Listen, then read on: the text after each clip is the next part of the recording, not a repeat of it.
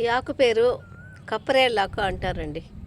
కప్పరేళ్ళాకు అంటే ఇది విలేజ్ల్లో కూడా ఎక్కువగా కుండీల పైన నాటి పెట్టేవాళ్ళు. ఎక్కడైనా మన సిటీలో కూడా కానీ కుండీల్లో నాటుకోవచ్చు. కొంచెం మందంగా ఇలా ఉంటుంది. ఇది బాగా స్మెల్గా వాము ఉంటుంది కదండి, మన ఇంట్లో వాము వాసన వస్తుంది ఈ ఆకు ఎందుకు ఉపయోగం అంటే చిన్నపిల్లలు జలుబు చేస్తే పిల్లలకి ఉప్పు పసుపు వేసి ఈ జ్యూసు పిండి ఉప్పు పసుపు వేసి జ్యూసులో పిల్లలకు కొంచెం తాపిస్తే కూడా వాళ్ళకు జలుబు పోతుంది. మనం పెద్దవాళ్ళమైతే ఉప్పు పసుపు ఈ ఆకులు నీట్గా కడుక్కొని మనం నమిలినామంటే కనుక మనకు పోతుంది. ఈ ఆకు చాలా మంచి ఆకు. ఇది మెడిసిన్ లాంటిది.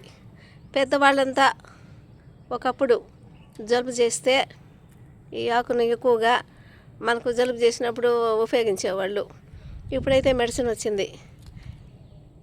ప్రతి ఒక్కరు కూడా ఈ కప్పరేళ్ళాకును నాటుకుంటే ఇంట్లో బాగుంటుంది.